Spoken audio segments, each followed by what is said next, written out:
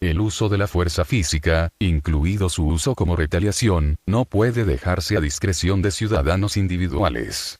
La coexistencia pacífica es imposible si un hombre tiene que vivir bajo la constante amenaza de fuerza que puede ser usada contra él por cualquiera de sus vecinos en cualquier momento. ¿Qué pasa si una persona no quiere delegar su derecho a legítima defensa?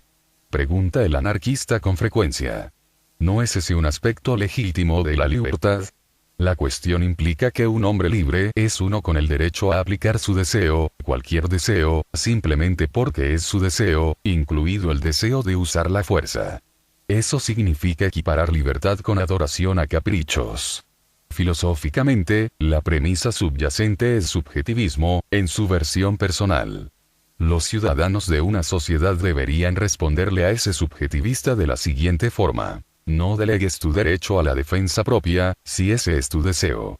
Pero si actúas basado en tu punto de vista, si recurres al uso de la fuerza contra cualquiera de nosotros, te responderemos por la fuerza. Nuestro gobierno te responderá en los términos que solo tú haces posible. Es una contradicción afirmar el derecho de uno a usar la fuerza como uno quiera, y al mismo tiempo exigir que otros se abstengan de organizarse para protegerse a sí mismos. Quien infringe las leyes de un gobierno justo, no importan cuáles sean sus razones filosóficas, se convierte por ello en un criminal, y los hombres están moralmente obligados a tratarlo como tal. Los anarquistas en los Estados Unidos se presentan como individualistas. Filosóficamente, sin embargo, el anarquismo es lo contrario al individualismo. Como su principal divulgador moderno, Karl Marx, deja bien claro, el anarquismo es una expresión del colectivismo utópico.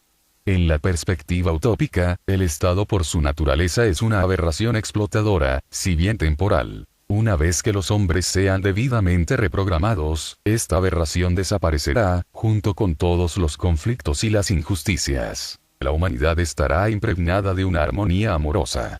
La armonía llegará cuando los hombres aprendan finalmente a fusionarse en el uno o el todo orgánico que realmente son.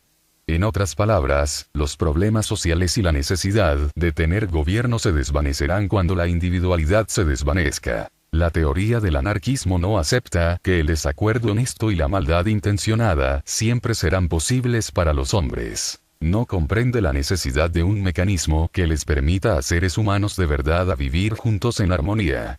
El motivo es que en la teoría no hay lugar para seres humanos de verdad, es decir, para individuos. Aparte de algunas pequeñas comunas cerradas y de corta duración, el anarquismo ni siquiera puede ser puesto en práctica. La anarquía, la ruptura de la ley y el orden, es posible por un breve periodo, pero no el anarquismo como una filosofía que se pueda implementar.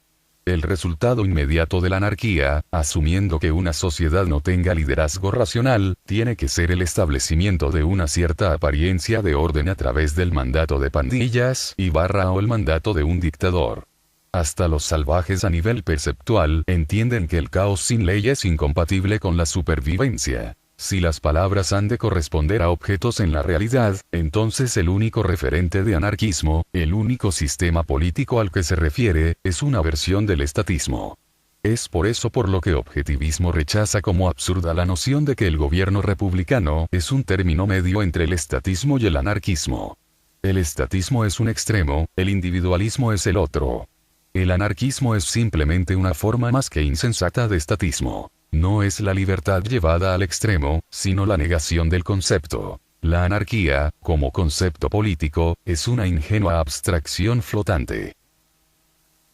Una sociedad sin un gobierno organizado estaría a merced del primer criminal que apareciese y la convertiría en el caos de una guerra entre diferentes pandillas.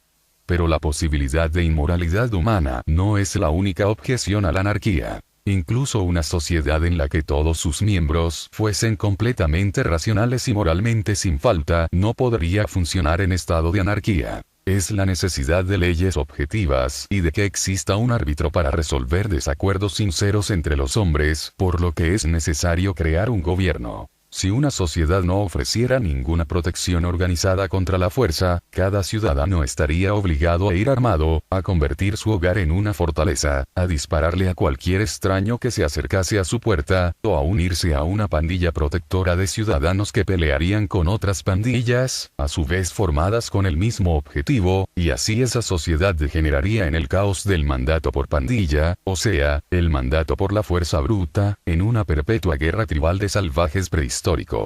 El uso de la fuerza física, incluido su uso como retaliación, no puede dejarse a la discreción de ciudadanos individuales.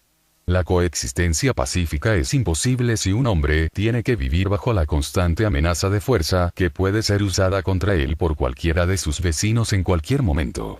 Da igual que las intenciones de sus vecinos sean buenas o malas, que sus opiniones sean racionales o irracionales, que ellos estén motivados por un sentido de justicia o por ignorancia o por prejuicios o por malicia, el uso de la fuerza contra un hombre no puede dejarse a la arbitraria decisión de otro. Una reciente variante de la teoría anarquista, que está confundiendo a algunos de los más jóvenes defensores de la libertad, es el extraño absurdo de lo llaman gobiernos en competencia, aceptando la premisa básica de los modernos estatistas, quienes no ven ninguna diferencia entre las funciones del gobierno y de las funciones de la industria, entre fuerza y producción, y que abogan por que el gobierno sea propietario de empresas de negocios. Los proponentes de los gobiernos en competencia toman el otro lado de la misma moneda y declaran que ya que la competencia es tan beneficiosa para los negocios, debería aplicarse también al gobierno.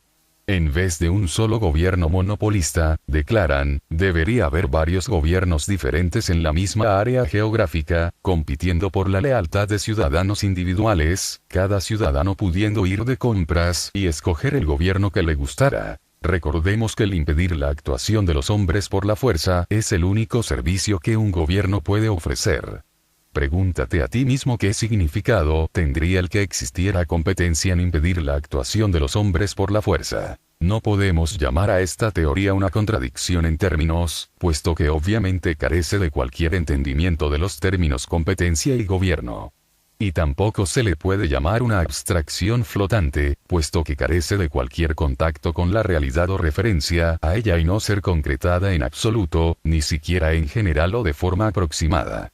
Un ejemplo será suficiente. Supongamos que el señor Smith, cliente del gobierno A, sospecha que su vecino, el señor Jones, cliente del gobierno B, le ha robado. Una patrulla de la policía se dirige a la casa del señor Jones y es recibido en la puerta por una patrulla de la policía B, que declara que no acepta la validez de la reclamación del señor Smith y no reconocen la autoridad del gobierno A. ¿Qué pasa entonces?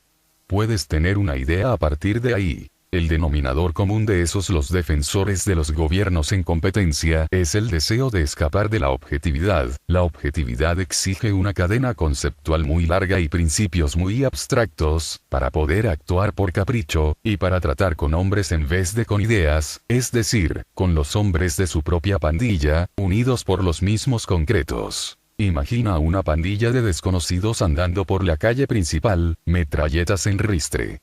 Cuando la policía se enfrenta a ellos, el líder de la pandilla advierte: los chicos y yo estamos aquí solo para asegurarnos que se haga justicia, así que no tenéis derecho a interferir con nosotros.